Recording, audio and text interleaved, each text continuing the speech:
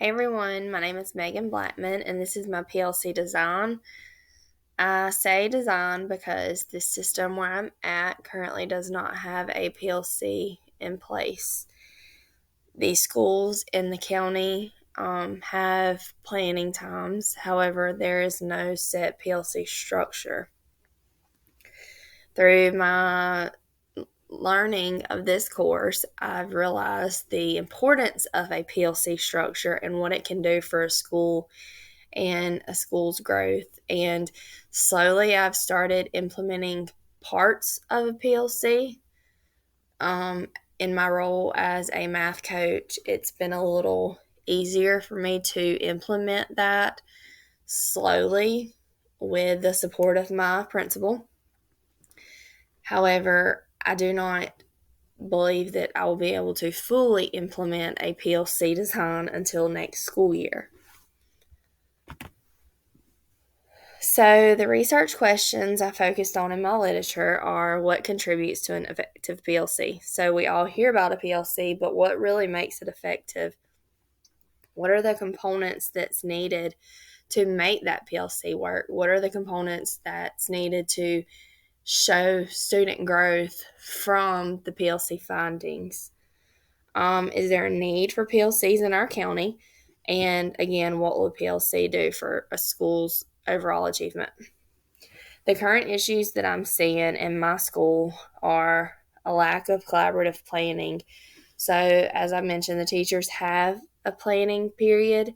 The planning periods are done by grade level, but during that time, the teachers aren't really collaboratively planning together. So, they're not seeing the importance of working together to share strategies or resources or any of that, where they're actually working as a team instead of working independently. And I think a lot of that bounces off from the lack of knowledge on PLCs. Most teachers, whenever I was talking to them, had no idea what a PLC was. They had no idea what it stood for, they had no idea what it was, and they had no idea what it even looked like. So I think that it's more so a not knowing instead of just not wanting to do. There's never really been a set plan in place, and there's never really been an instructional coach or an administrator or really even a teacher who has said, hey, we need to set PLCs in place. They would really be beneficial. So with the lack of PLCs in our county and school, there's a lot of decrease in student growth. So we're seeing small bits of growth, but the decrease in student growth and achievement is overwhelming. And when we sit and look at the data, it's wondering what's happening. Why is the data decreasing? What's causing the data to decline more and more each year? And honestly, my belief is that it is the lack of collaboration. I've said it, teachers' best professional development is each other. If they don't have the collaborative planning where they can sit together and plan and share ideas and strategies and resources, then you're taking the strengths of one teacher and the strengths of another teacher, and you're not putting those together. And when you have teachers whose strength is one subject and a teacher whose strength is another subject, they can bounce ideas off of each other. But if we don't have that PLC plan built in place, we can't do that. So a little bit about my system. It is Conecuh County School Systems. I'm the math coach at Evergreen Elementary. There is no structured PLC in place, and 16% of the teachers are non-certified. So there is at least one teacher in every grade level that is non-certified. We are a pre-K through 5th grade school. And as I said, there is at least one teacher in every grade level who is non-certified. Most of those teachers are not working towards their certification, but a couple of them are.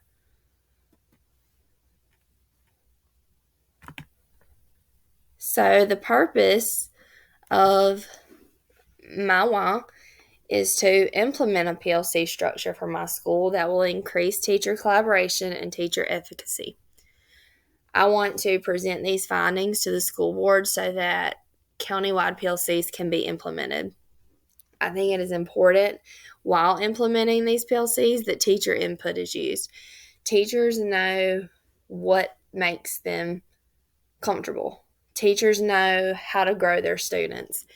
Teachers need to be able to express that freely and comfortably and know that there are other teachers that they can count on, and there are other teachers that they can collaborate with. So you'll see through my design, I have surveyed and interviewed teachers, and we will talk about that in just a few minutes. And the why kind of bounces off of my purpose.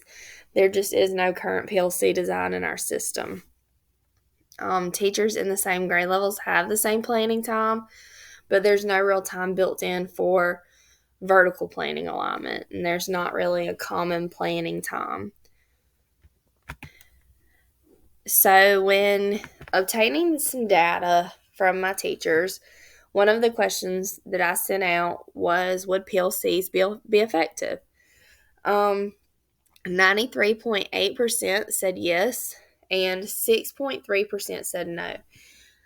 The most of the no's actually came to me to ask me what a PLC was. They were more wanting to know what it looked like, how we would use them, and what really just they were. So I don't think that it was truly that they didn't think they would be effective. I think that they just did not have an understanding of what they were. In my literature review, something that stood out to me was some research by these two authors that stated a PLC is a group of learners formed by shared visions to help each other reach desired objectives. Some key words that stick out to me in that quote is shared visions, help each other, and desired objectives. So many times, teachers are put in a situation where everything is competitive, and it makes them feel like they don't have others who are helping them, and they don't have others who share the same vision because everything is made to be competitive. With a PLC design in place, those teachers will have the comfortable feeling and to be able to share and collaborate and really work together for the good of our students. Some critical components to develop a successful PLC.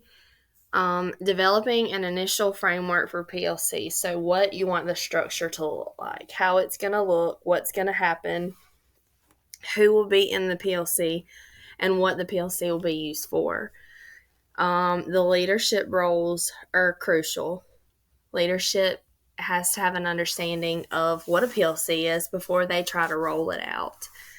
The culture and climate of a school is very critical, and we will talk about all of these in a few minutes.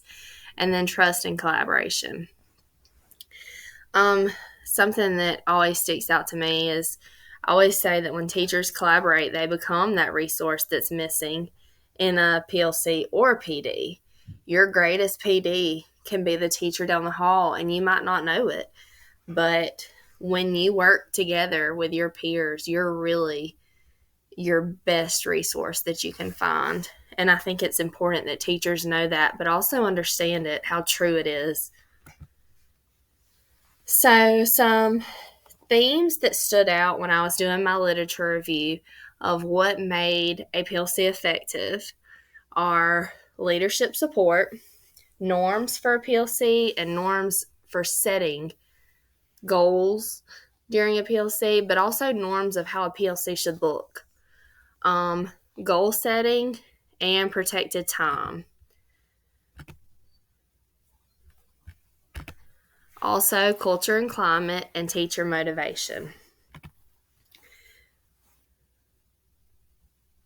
So, another theme that was important during my literature review. When implemented correctly, PLCs can grow a school's data, foster a culture of collaboration among peers, and also allow time for the development of common assessments. When we think of common assessments and we're thinking of student growth, how are we really getting the most accurate picture of student growth if our assessments aren't the same? I think that PLCs can allow teachers time to develop these assessments, so we are assessing our students the same. We are setting standards-based goals, and we are using standards-based assessments. So the research that I used to gather information, I had several before school conversations with my teachers. Also some planning times. I met with a few teachers, and then during after school faculty meetings, I would briefly go over to a few teachers sitting. We would just kind of talk. With my position, I have the ability that I'm with my teachers a lot, so communication is not something that's hard for me to do.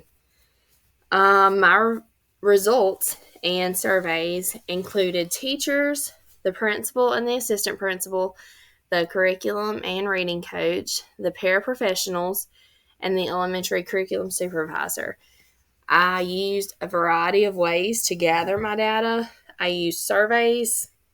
Some surveys were printed, some surveys were emailed. Informal conversations, grade level meetings, and then several conversations and meetings with my administrator to just talk about the designing of a PLC and what my goals are to get a PLC running in our school. From that data, I was able to conclude that the teachers really don't have an understanding of a PLC. They are not comfortable explaining what they think it is. They're not comfortable really talking about it, and they're not comfortable sharing ideas about a PLC. Again, I don't think it's from the not want to. I think it's from the they just really don't know. Again, when I go back to the 16% of my teachers are non-certified, they are my most hesitant, because I feel like they don't know, because they've never been exposed to the schooling and the education that our certified teachers have, but yet they're giving it their 100%. And they need that extra support. Teachers do realize the importance of protected time and collaboration, so they want that collaboration with their peers. I just don't understand why they're not doing it during their planning. I think it's more of it's a very short 30-minute block, and when you only get a 30-minute block once a day, as a teacher, you're trying to figure out and get everything that you can planned and prepared for the rest of the week or the next day or even that same day. So I think that collaboration is hard for them because there's not a lot of extra set time built in. Some professional development is needed to just go over PLCs and what they look like and how they're structured. So here are some of my surveys that I used. So who facilitates a PLC? So as you can see, most of the feedback was that counselors facilitate a PLC. Had a lot of conversations about this, and it's because they see it as just another meeting. They don't understand what it is. They don't understand the importance of it. They don't understand the why. They think of it as just another meeting that they're having. What makes an effective PLC? So as you can see, most chose collaboration. So they get the importance of collaboration. It's just allowing them to have that time. And then here we have just a few. What do you think a PLC is? So some data meetings, common planning, unsure, and then lost time. The importance of culture and leadership. Unsure, somewhat, not at all, and then very important. So very important and somewhat tied at 31.3%. The importance of teacher motivation, very important, not at all, and somewhat. And as you can see, 52.1% said that not at all. So they don't see teacher motivation being important. They don't see that being important to lead a PLC. So as you can see from this, they do have a lot to learn about PLCs, but it's a learning process. It's a learning curve, and they're willing to do it. So a few things to discuss. Teachers thrive on collaboration and consistency. In almost every conversation that I had, the topic was being consistent. They want something in place that is consistent and is not changing every day. They're used to having so many new things thrown at them daily that they just want consistency. They want that structure that a PLC offers, and they want to have that to have the collaboration with their peers. The school leadership support and the instructional coach support, seeing that the support is coming from the top. It's allowed, it's there, and the drive to get the teachers what they need. Teachers are facilitators of PLCs, so it's teacher-led. And then again, the protected time for PLCs. So a few things to discuss. The leadership support. So the role of administrators in a PLC framework is crucial. When the administrators understand the importance, then it makes the transition much more smooth. Norms. During initial meetings, norms should be established. This would involve expectations of who are participating, who is going to be there. Norms should be what is expected of the group for the PLC to proceed in a professional manner. Goal settings. Goal setting is important when we meet for the PLCs because we have to know what our goals are. What is it we're trying to do? What do we want these goals to look like? How will we know when we've met the goals that we're trying to reach? But also, what are we going to use to measure the student growth? Protected time. So why is this important? Well, it's important because teachers see it as something that's beneficial and helpful and not something that's taking their time. When they see that we have given them this dedicated time, then they're going to see that we value it, and that's going to then in turn have them value it. The culture and a climate. So culture and climate of a school plays a significant role in the trust and collaboration of teachers. If the culture is weak, then times teachers will not feel the safeness of sharing their ideas and visions. So if we don't have a culture that's in place that's providing a open and willing and risk-free experience for our teachers, then how can we ensure that they're comfortable sharing and collaborating? A welcoming climate and effective culture for PLCs lie in the degree of trust throughout the school building. You can always determine what a school's culture is like as soon as you walk through the door. So the implications, a PLC framework will be implemented for the 24-25 school year. As I mentioned, I've started doing bits and pieces of a PLC, but not fully implemented the PLC. Countywide professional development will be provided for our teachers so they can really understand what a PLC looks like, and really understand how it works, and really do it right so that we can get the best results from our PLC. I'm very thankful as a coach that I have all the support I need from my superintendent, my principal, and my elementary curriculum supervisor. Teachers will meet as a PLC team by grade level throughout the county, and there will be designated PLC days and times so that the consistency that they desire remains in place. Everything will be data-driven and student-centered. And to conclude with, after the surveys and conversations about professional learning communities, it is essential that we develop a PLC structure. It is essential that we follow a framework of scheduling and data-driven decisions using standards-based benchmark checks.